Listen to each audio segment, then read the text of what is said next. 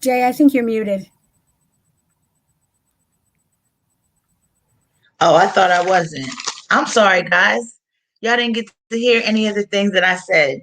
It is me again. It is Jay Rene. I'm here with Plus Nation TV, and this is activism across the nation. Okay, we are here every Friday. I alternate with the lovely Miss Lynn. She was here last Friday and gave us some awesome information. So here I am this Friday. I hope that you've had a good week. I hope that you had a chance to get some rest and some rejuvenation, because this can definitely be a hard task and one on your mind, your body, and your soul. So I hope that you got a chance to get a little bit of rest and to rejuvenate your mind. Tonight is planned to be a pretty full show. We hope to have a caller call in. His name is Dante Mitchell. He's going to tell us about a program that he has, as well as how he was overcharged. So I think they said the words egregiously, something like that. He received 70 years. So we're going to talk more about that later, but let's talk about some things that's going on. So in latest news, we have 47 states, okay, that have implemented some type of voter suppression law. So what that means is they've made it even harder for people to vote.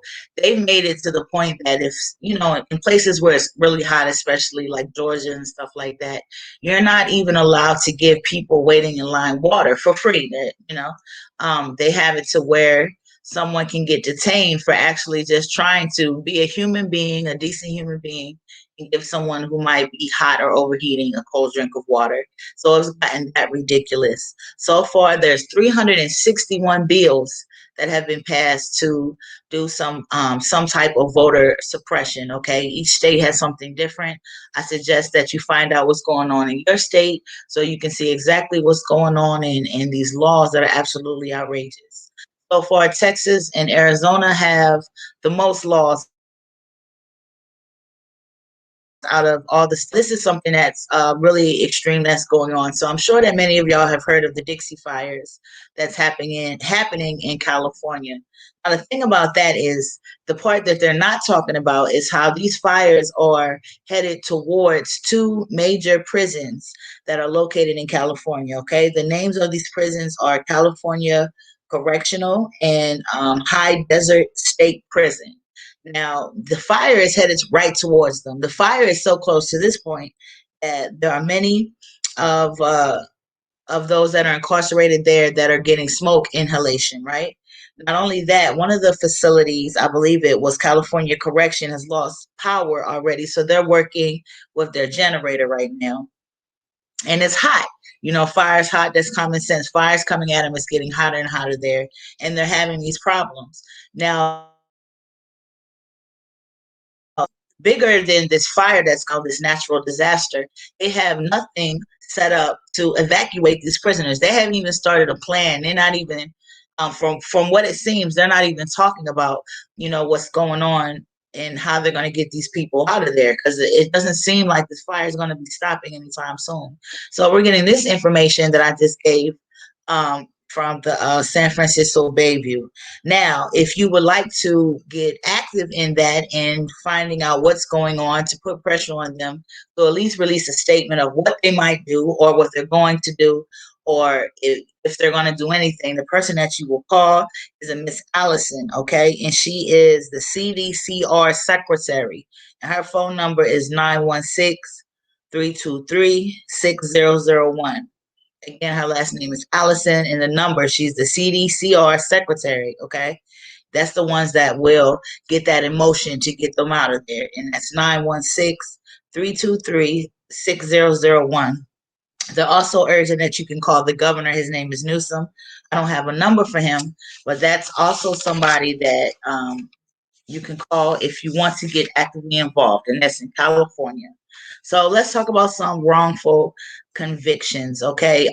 So we got some more injustice cases. We know that there are wrongful convictions that happen all across the nation. All right, so some of the ones we want to bring to the forefront this evening is we have Prentice Pons, okay? Um, he was assaulted in his own home after putting in a file to get a claim. Someone ran into his vehicle. His vehicle was totally legit and insured, and that's what people people do. You call. But that's the whole purpose of insurance, right? So this insurance adjuster comes, already has in his mind, it seems, what he wants or what he thinks about this particular situation, thinking that it's not legit just because, Mr. Pons was formerly incarcerated. But even though he was formerly incarcerated, he came home and he did the things that he was supposed to do. He got him a home, he got him a vehicle, he was working, he was doing all the things that you are supposed to do, that we do as citizens. Okay, this man came, he assaulted him, he defended himself, something that's a natural, I think, defense for most people.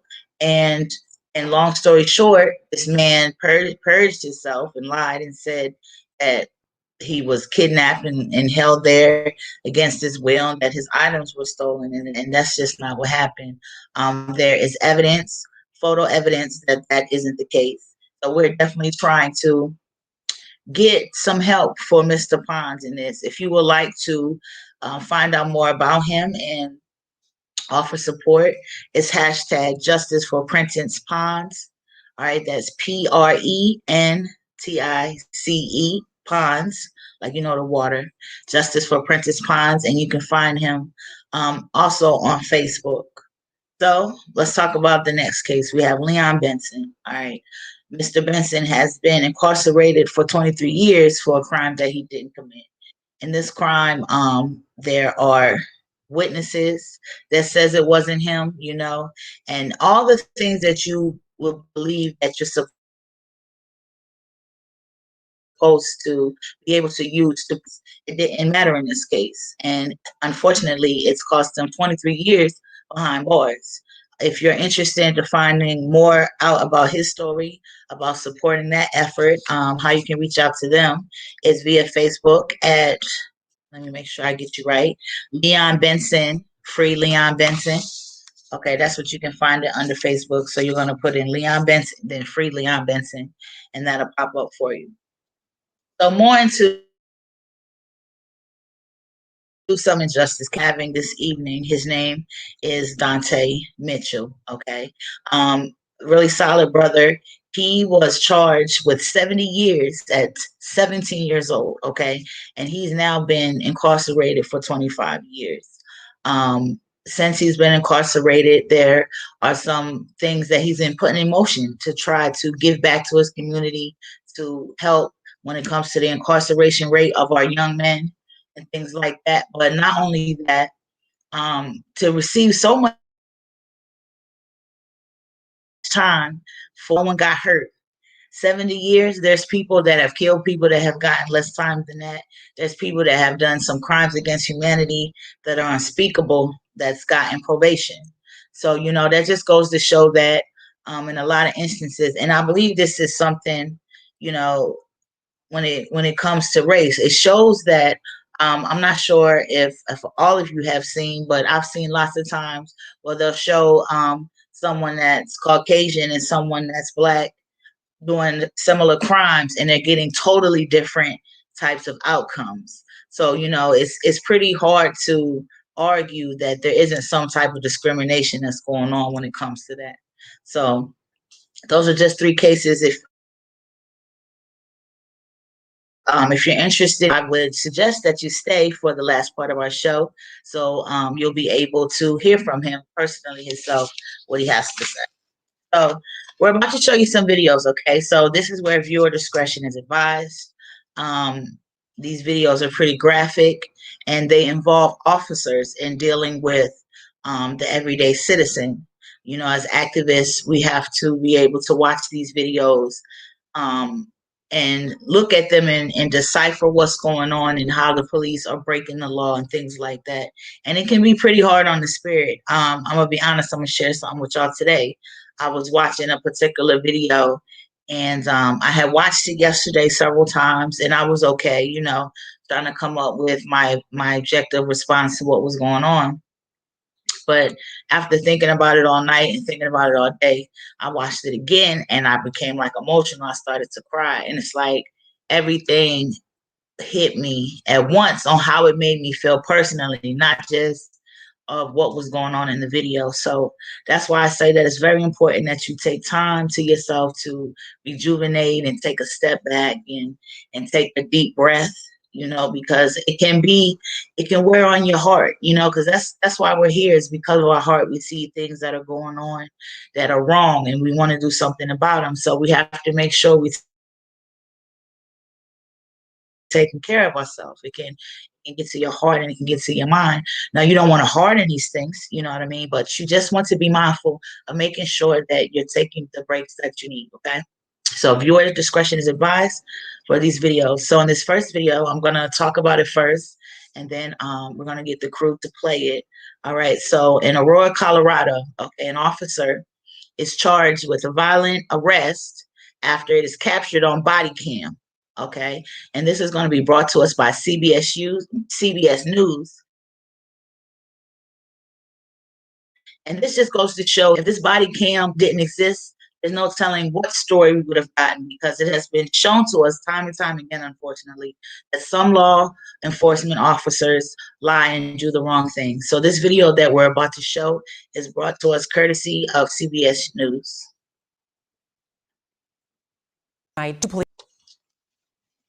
Two police officers there have been arrested, including one who pistol whipped, choked, and threatened to shoot a man who had a warrant out for his arrest.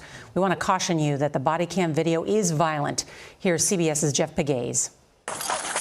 Body camera video shows Officer John Hobart ordering Kyle Vinson to lie face down and show his hands. Hands all the way out. I can't breathe, dude. The officer hits Vinson at least 7 times with his pistol and later holds him by the neck for almost 40 seconds. Vinson's father says he was shocked by what he saw. I thought he was going to die. Aurora Police Chief Vanessa Wilson said she is disgusted. This is not police work. This is not the Aurora Police Department. This was criminal. There have been several other high-profile police-involved incidents in Aurora. We'll give that a couple of minutes. In 2019, 23-year-old Elijah McLean died after police put him in a neck hold and paramedics injected him with ketamine. Since becoming chief, Wilson has terminated 14 officers for misconduct. Officer Hobart now faces multiple felony charges for his treatment of Kyle Vinson, including second-degree assault and attempted first-degree assault. Jeff Pegues, CBS News, Washington.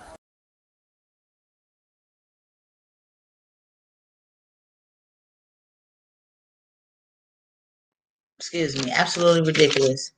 Now imagine if there had been no body cam footage. That officer could have said anything. We would have never known. This is why it's important that we get body cams on all officers across the nation.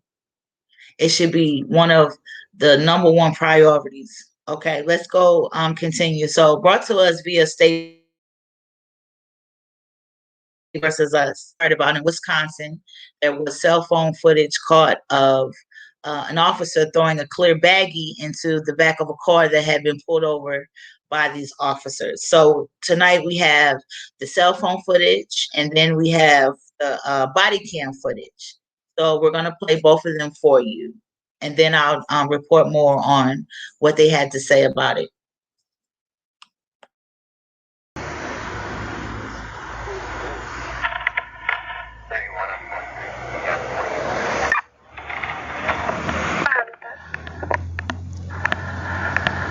I got specks of green. You're good to search if you need to. Now here you're going to watch another officer come and hand this officer a bag. Corner cut.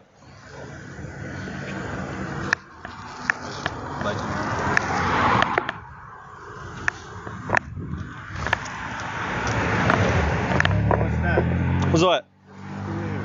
What's what word? I got you on camera, bro. I got you on camera. We're all good. Hey, bro, you just threw that in here. Yeah, because it was in his pocket, and I don't want to hold on to it. It's on their body cam that they took it off of him, so. You just threw that in here, bro. I got you on camera, man. I'm telling you where it came from, so. I got you on camera, bro. It's an empty baggie at the moment, too, so. Okay, buddy.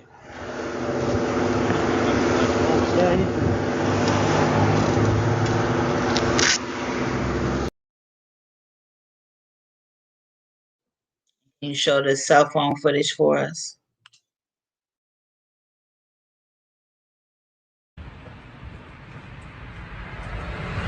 Hey, bro, what's that? What's what? That you just threw in here. What word? I got you on camera, bro. I got you on camera. We're all good. Hey, bro, you just threw that in here. Yeah. Hey, bro, what's that? What's what? That you just threw in here. What word? I got you on camera, bro. I got you on camera. We're all good. Hey, bro, you just threw that in here. Yeah. Hey, bro, what's that? What's what? That you just threw in here. What word? I got you on camera, bro. I got you on camera. We're all good. Hey, bro, you just threw that in here. And that had came out was the cell phone footage. Okay, then after that, that's when the Wisconsin police put out the footage on the body cam. Now, when he received this baggie from the other officer, and took it to the vehicle, he says that the other body cam video has them retrieving this bag from the young man's pocket. They have yet to put out that body cam footage. Now, I will say that the Wisconsin Police Department said that they're doing a full investigation, but also the two gentlemen, I think it might have actually been three people, but no one was charged with anything. There weren't any drugs found or anything like that. There's a lot of speculation that could be put out there, but uh, we can. What I do know by the facts is that no one was charged, and that the police said they're doing a full investigation, and supposedly there is some body cam footage that shows the police officer retrieved from another passenger's pocket, but they have yet to release that. So that's what's going with there. All right, so ABC Chicago, okay, more news in Wisconsin. They says that a judge charged an officer in the slaying of a black man that was in his parked car in 2016. What he did, which was something that was not done there, is he overrid the prosecutors who refused to charge the officer with the crime. He believed that there was probable evidence that it was negligence and it was a crime. It wasn't how the officer explained that. So it's more to come from that. We're not really sure. I do have a statement that was put out. Let me find that for y'all.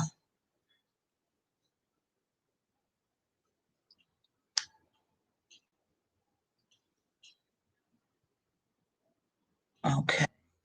It says Mensa, who is also black, discovered the 25-year-old Anderson in a park in Milwaukee. Mensa said he shot Anderson after Anderson reached for a gun, but Anderson's family disputes that, and the judge on Wednesday said that the evidence did not back up the officer's story.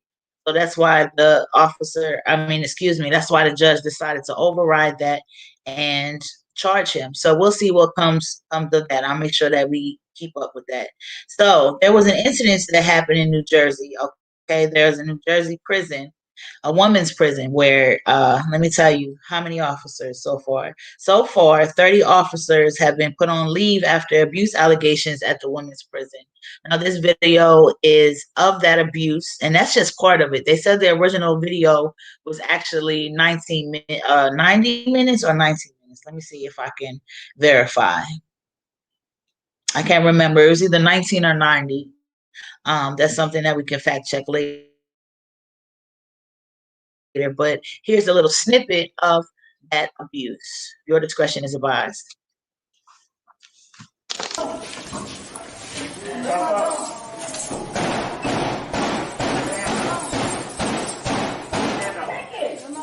Put your hand down.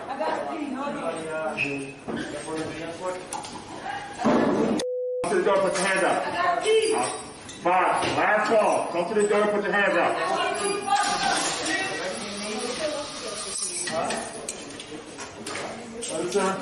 Four.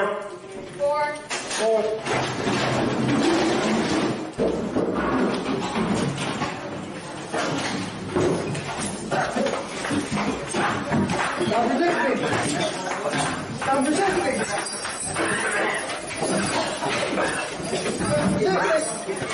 Stop resisting. Stop resisting. Stop resisting. Holding me. Holding me.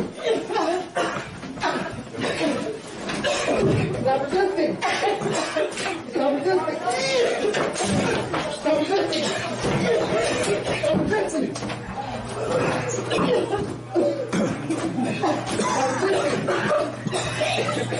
Stop resisting.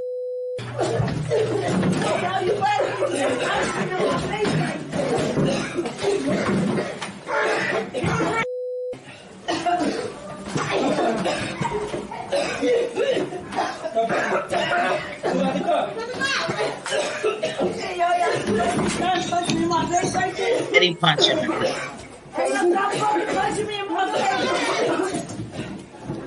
Oh yeah, I like this. I like this.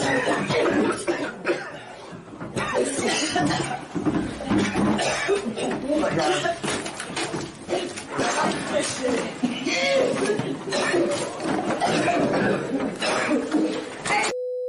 See my leg? They just punched me all in my face. They just punched me all in my face. Stop it. I'm not resisting. I'm all out. Come on, hey, yo. Hey, yo, come on. Hey guys, I don't have it. Hey guys. Hey, yo, they just punched me all in my face. Don't punched me on my leg. Move off the wall, listen to it. And that's just a snippet. They said that in the incident that a woman's arm was broken. This is also what they say. 2 officers are charged with covering up the alleged assault of inmates, and more officers are charged in assault of 2 inmates. Okay. 3 officers are charged in a violent assault against the women there. That's something that the Attorney General announced. And as New Jersey launches its investigations, 30 officers have been put on leave after abuse allegations at the women's prison. All right. Absolutely horrendous. They actually tried to cover it up. So the film that you see, if you notice, that wasn't a body cam. Some of the correctional officers recorded with their cell phones. So that lets me know that they knew that what was going on, it was a problem with if information got out to us. That's what most of, and then also they have a few cameras in the facility that picked up this crime. This goes to show even more so the importance of having some type of cameras watching police officers. We're not saying all police officers are crooked and corrupt, but what we have seen, what life has shown us, what they have shown us, is that there are officers that will do the wrong thing if they aren't being watched. Okay, there was another incident I didn't get to give in time of an officer kicking a handcuffed woman in the head. She was handcuffed on her belly, and this officer kicked her. Now he has been, put on administrative leave. That's their favorite thing, right? But I don't understand why people just can't be fired when they do the wrong thing. It's absolutely outrageous to me, especially with that type of job. You would think that if you were given such a position of power and shown to abuse it, that you would be fired. Anyway, it shows this police officer kicking this young lady in the head, and she's handcuffed on her belly. And there's 2 other officers that are on the scene that can be seen, and none of them stepped in. So, it's very alarming. Now we have Dante was supposed to call, but we're gonna chat a little bit until he gets a chance. So it's been a long week. It's been a lot that's going on. I know there's a lot of things that I didn't get to touch on. As activists, there's always something going on. It's always something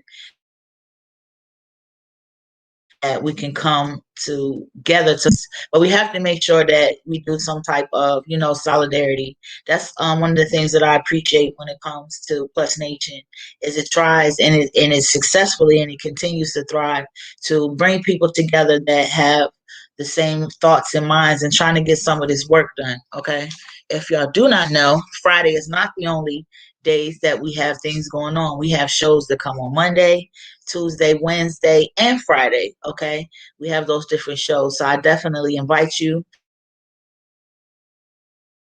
to add Plus Nation, a platform that you see me on, so you stay up to date with that.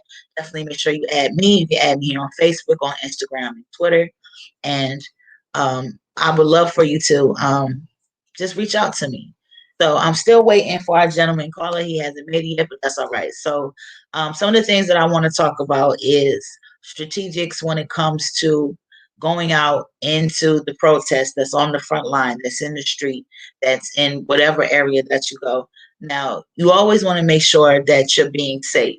There's the COVID out here, so you want to keep that in mind about keeping yourself clean, yourself masked up, and things like that. But you also need to be safe because you can go to an area where it might be someone, they call them anti-protesters, right? Even though they be out there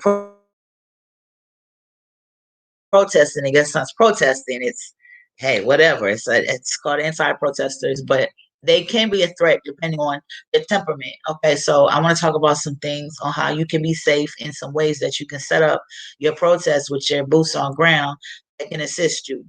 So when you go into a protest, first and foremost, you want to make sure that you bring a water source with you. And you want to make sure that you've been hydrated before you go out there. Okay, dehydration will get you. I'll tell you a story about myself. I always will compare things to myself. It was very particularly hot one time in Delaware, and we were marching. And Delaware has hills in certain parts of it in town over the east side, which was originally where all the black people lived in Wilmington, but that'll be a story for another day. But it has a lot of hills, and that between the hills, my dehydration, and that sun, I couldn't take it anymore. I had to actually sit down, and someone had to come and pour water over me. Okay, now we definitely don't want that to happen. Sometimes there's not someone that could aid you, and we don't want to hurt ourselves while we're trying to help others. Okay, so you want to make sure that you're hydrated before you get there, and you want to make sure you have a water source. You can be a bottle of water. It could be a couple bottles of a Camelback, and that's just pretty much like a water source that you will wear on your bag. But you want to make sure you have that, and be mindful of what the temperature is going to be. If you know it's going to be particularly hot, you want to wear clothes that aren't binding. You want to wear maybe some short sleeve shirts. Some people might wear tank tops, shorts, things like that. Breathable clothes, okay? Because you don't want to make the situation worse, especially if you're dealing with inclement climates. Now, if it's cold, you want to make sure that you wear layers. You don't want to ever put on too much because you'll start sweating and then you can get sick if you let that cold air get in there. So in the wintertime, you want to make sure that you have layers and things like that. Oh, he's calling. Let's see. We'll get back to that. Don't worry. I'm going to teach y'all on that. Hello? Hello? Yes, you made it. How you doing, bro? I'm all right. How are you? I'm doing very well. You are now live. I was just giving the people tips while I waited for you on how to effectively, protest and keep it safe. It can be hard with the climate and stuff like that, but I'm glad that you made it. No, I'm glad I did too. All right, so let's get right into it. So on the line, y'all, I have Dante Mitchell, but he is better known as Mfala Don X Sakivu, okay? And he has been incarcerated for quite a while, and he's going to tell you more about it. So I'm going to give him a chance to speak. Hey, bro, let the know you tell him a little bit about yourself. Yeah, my name is Dante Mitchell, better known as the Falme Don X Kibu. I was originally born in Troy, New York. Spent some time being raised in Detroit, Michigan. Then when we moved back to New York, I lived a majority of my time in Albany, New York, prior to my incarceration. Okay, so I was telling the people a little bit about you, about how you were charged with 70 years for a crime where no one was hurt. Can you let us know a little bit more about that? Yeah, when I was 17 years old, I made a couple bad decisions. I committed a robbery and two attempted robbery, and as a result of that, I ended up being sentenced to a maximum of 70 years in prison with a minimum of 35 years. Nobody was hurt, harmed, and injured during the course of those crimes. I take full responsibility for what I did, though, and no excuse for it.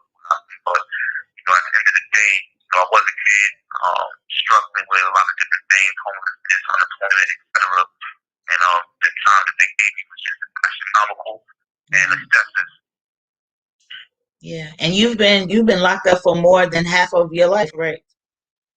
Yeah. Now I'm going on 25 years. So I came to prison when I was 17. So now I've got 25 in prison. So yeah, I've been in prison more than half my life. So I got more time living in prison than I do actually living in the street and living in my own bed. Yeah. How has growing up in the system affected you? And what kind of man has it produced? Well, in the beginning, it was rough. Being young, not really having a fully developed brain, not having a full level of maturity, coming into a real violent, chaotic environment can really have really, negatively impact you. So, I had to adapt to survive. I became made into a lot of different behaviors that weren't always conducive, to my growth and development as a young man. But fortunately, I've always had a positive and productive God. I've always had a good, crew of people, a circle of brothers that were older than me that took an interest in me and help guide me along the path that, better than change and betterment. So I'm thankful for those brothers. All right, for sure. So, I'm glad that those brothers was there for you. I know we talked about that before, and it was some organizations I had never heard of. I think that's really awesome. So I know that was part of what helped you, combat, growing up in that environment. But what's some other things that you did to help you stay motivated? I educated myself. I ended up getting college credits for taking a theology class. I got numerous certificates, public speaking, computer operation, food service, alternative knowledge, basic and advanced training. I've been involved in numerous organizations. NAACP as a youth chairman, National Trust as an education chairman, and eventually as a president of the National Trust for Development of African American Men. I've been a part of the Lifers program. Another thing that I've always done was, educated or mentored my peers, and then I've gotten over younger prisoners as well. And that's become a passion of mine, man, and a lot of younger brothers that, I've taken under the wing over the years, and that keeps me motivated, keeps me on the right path. Like my young boy forever, right now he's doing time for a murder in which he didn't kill anyone, but he's fighting for his life too. So there's a lot of young brothers out there that I school and try to keep them on the right path. I think it's navigate this type of environment better than I was, but I was able to. Right. And when you say that, like I talked to one of the brothers that you're talking about, and he actually said that he was so, thankful that UFD existed. And he was like, he said for a fact, and he said it matter of factly, and he's doing very well. He's like, I'll never go back to prison. You know what I mean? So your efforts definitely aren't in vain. So tell us more about UFD though, because that's the name of, of the whole thing. So tell us more about that and what you hope that it can bring. Yeah, UFD stands for the Ultima Fraternal Dynasty, aka OBIMA. That's an acronym that stands for Official Black Elite Ambitious Money Making Associate. UFD is a mutual self-improvement fraternity of like minds, both men and women, devoted to helping one another achieve mutual success and prosperity. I originally started UFD in 2008 as like an alternative to gangs for a lot of the young prisoners that were around me. So I felt that one of the reasons why a lot of the youth gravitated to those specific type of organizations is because they didn't have organization Okay. I created UFD as a way of being able to provide them with a more positive outlet to really connect on a positive level. But UFD is much more. Our focus is really basically to organize for wealth and power. For those of us who have it need it the most.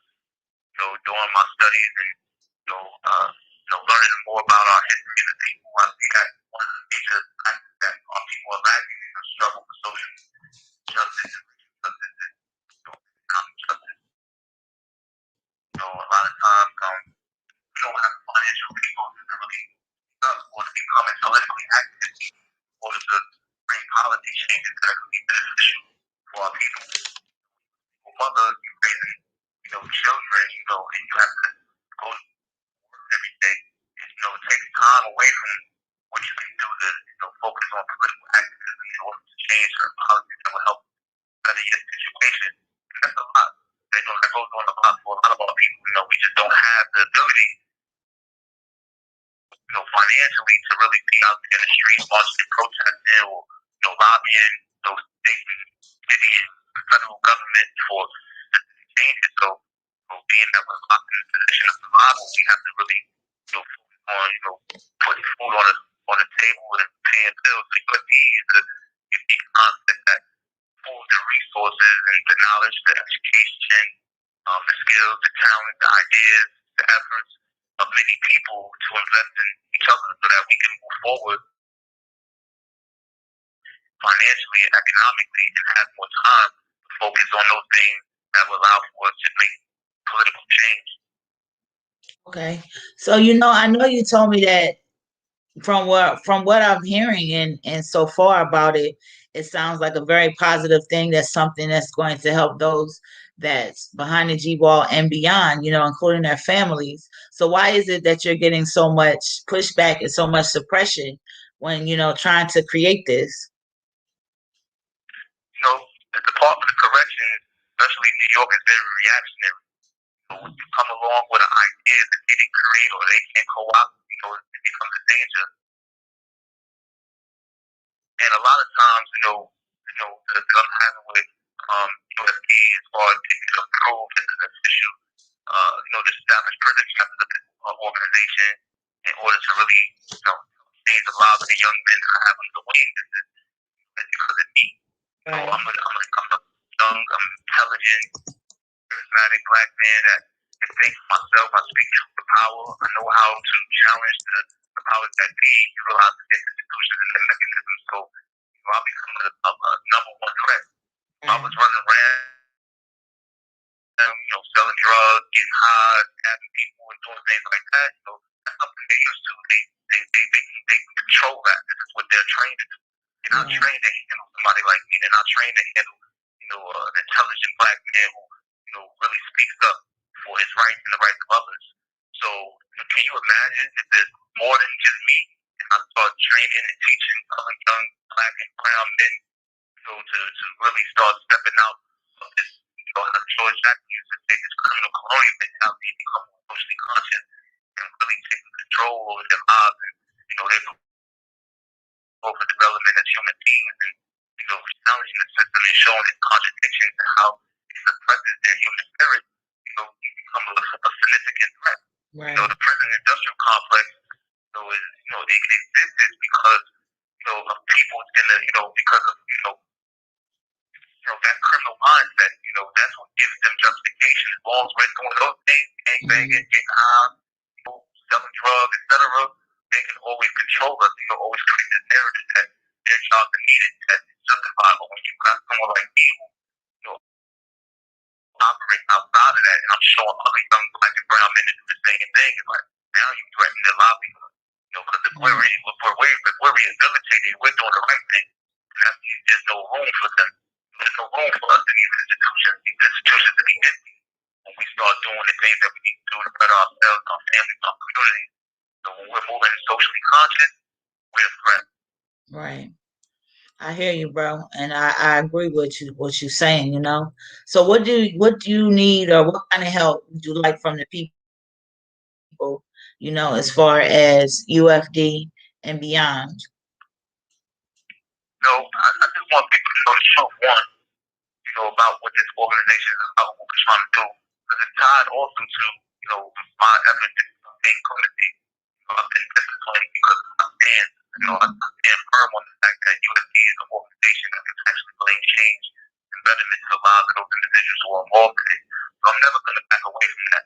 That's why I keep backing away from my brother. I say, I got my young boy, forever.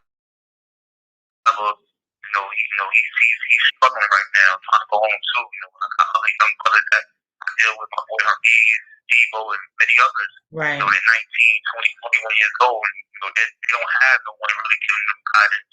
And so USD becomes a biggest light to them. So for me to back away from that, it's like me backing away from them. It's like, them that, their struggle, their plight doesn't mean anything.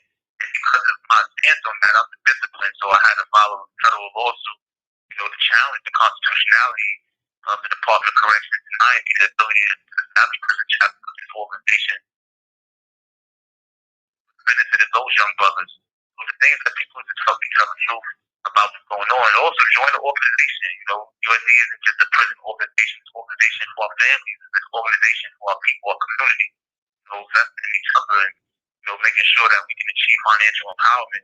Put more money in the pockets of the people who need it. Anybody who does any type of research about self-help programs and any books like Think and Grow Rich by Napoleon Hill, you would know that when two or more people work together in a spirit of harmony, we can accomplish more together than we can accomplish by ourselves. So, USD is about mutual aid, mutual support, mutual love, mutual loyalty, etc. So, by more people on the outside support USD, joining USD, it shows the legitimacy of the program, makes the Department of Corrections, ability to suppress much more harder. People can contribute to a GoFundMe campaign. I've been coming out my own pocket, paying legal fees and expenses, fight on my own. I've reached out to other organizations like the New York Civil Liberties Union, the Prison People Services, the Prisoners' Rights Project, to seek assistance with litigating this issue, but none of them have come through despite the fact that this is an mandate. So I've had to, pursue this legal action on my own. I'm doing good, Right. but yeah, resources needed. So people can do anything. There's a number of things people can do. We also need someone to help us with our social media, to run our social media. We have an Instagram and a Facebook at USD. People can also learn more about my particular struggle at Freedom Initiative on Instagram and also on Facebook. But we need people that are willing to assist us with this program, with this organization, promote it, expand it. One of the things that we want to do is help bring change and betterment to lives of any and anyone who deserves it. For sure, bro. So is there anything that you want to leave with the people or anything you want to put out there? Yeah, absolutely. One thing I want to do, I want to shout out you and people like you, my son, my boy Maurice Ballard, who's organizing an appreciation day in his neighborhood in Brooklyn tomorrow, where he's organizing a youth basketball tournament. Kids will do their jersey. That's gonna be I nice. want to, also say thank you and give you my appreciation to you. And again, I can't mention, say thank you enough to my bro, my son, because you three in particular represent those unsung heroes that really give others like me an opportunity to really speak to the people and reach the people about the struggles that we're going through. Right. There are other people who may have larger platforms, they come promising a lot and they under-deliver. You three in particular have really over-delivered, and I wanted to say my appreciation to you guys. So that's one thing I wanted to say. Also, I want to send a shout out to all my young boys that on the G-War with me. I'm saying my young dudes, Forever, Rat, Devo, Hermes, Slim, my boy Fuji, all these brothers, man, they good young brothers, man, that are fighting for their lives in here, have great futures. Some of them are rappers, some of them, talented poets. Okay. Have the opportunity to really showcase their talent. So this is something that USD is trying to provide to them. So special shout out to my boy Rico, that's my little bro. Man, I love you, man. Appreciate you. I know you've been going through a lot, but I want to make sure that I shout you out too. Get you on with the struggle, bro. Eventually you're gonna get it. Everything's gonna come to you that you want. I also want to send out my shout out to my young boy today. I've been here for you lately. love you, bro. I hope you continue on with your master career, continue doing what you can to help yourself, get your mind right. And I also want to shout out good brother man named Flashback. He got a little Instagram where he be rapping, so if anybody would like to share or leave a comment on his Instagram page, it's Flashback with 2 Q's.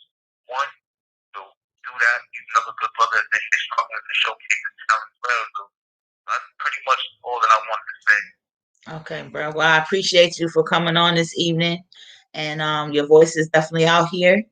I will make sure that we continue to support your efforts and get the information out there. I appreciate you for calling me.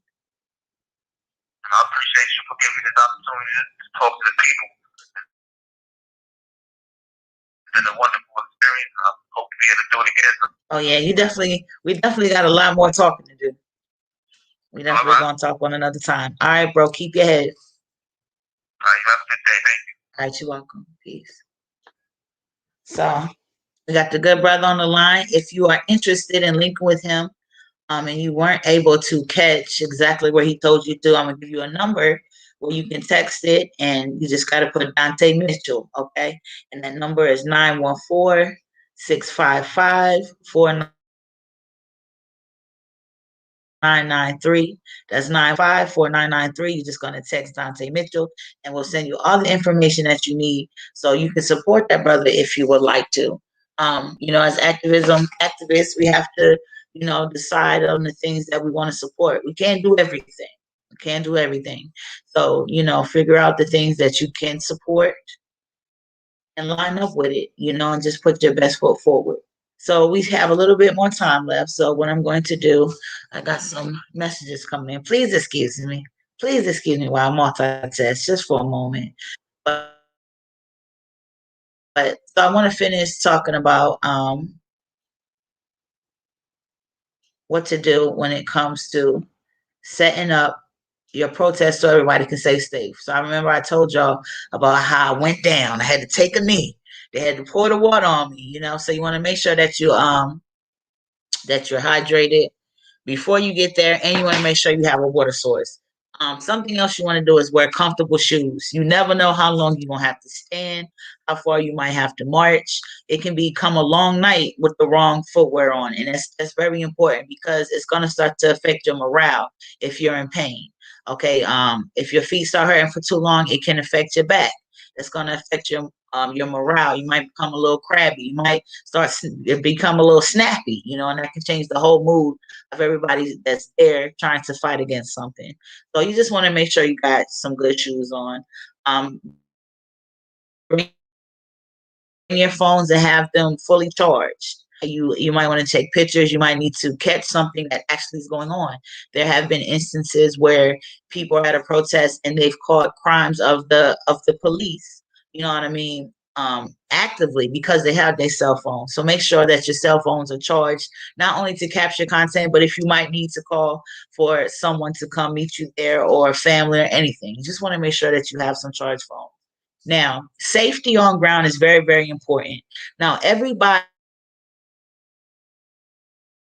should be paying attention to their own personal safety, right? But when you're putting these things together and you have a team, you should have 1 or 2 people that are willing to take control and be responsible for everyone that's on the ground. And these people are keeping an eye out for maybe traffic, keeping an eye out for people that look suspicious. They keep an extra eye on the police to, see what they're doing, how they might be moving or maneuvering to project anything or any type of problems. And they're just watching the perimeter. They're making sure nothing weird's going on, and they take responsibility of keeping people safe. Now, this is usually a job that people volunteer for, and every job when it comes to this, everybody has a different personality type.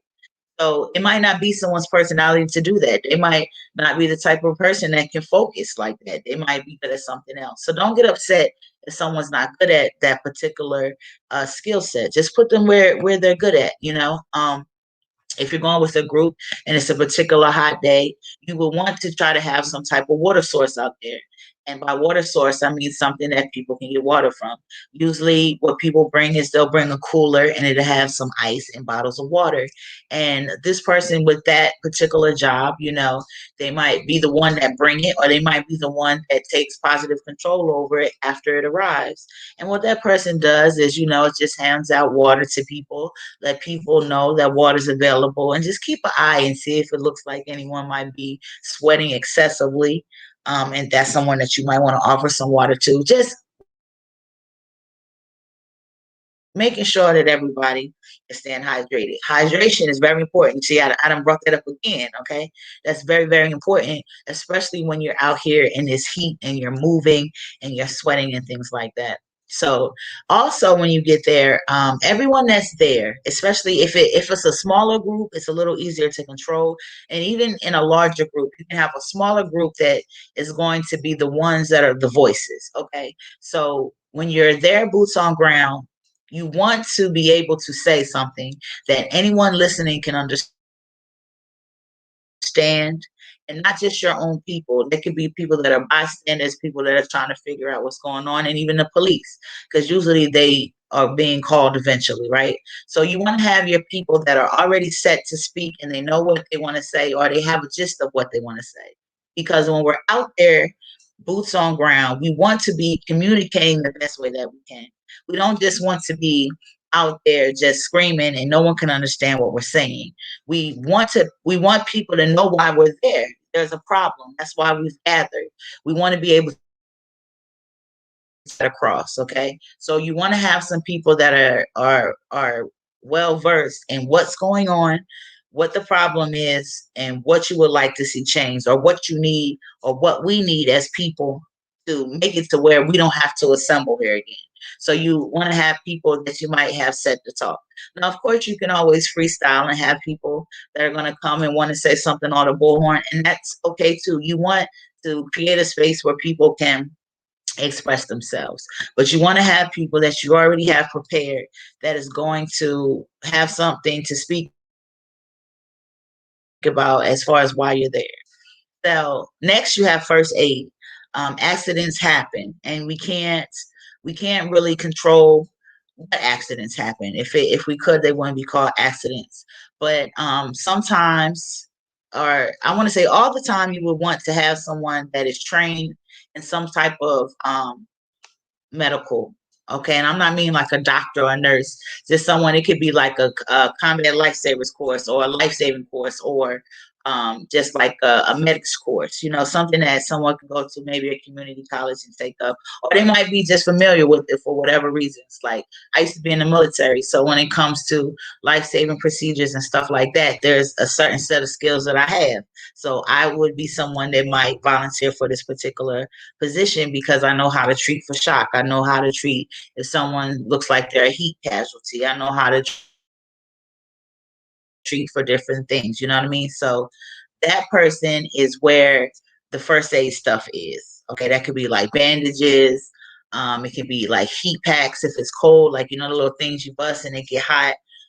That might be also where your water source is. Sometimes people put those two together because if somebody goes down and they're hot, where's the water with the medic? Go see them at the same time. You know what I mean? So you want to have somebody in charge of that.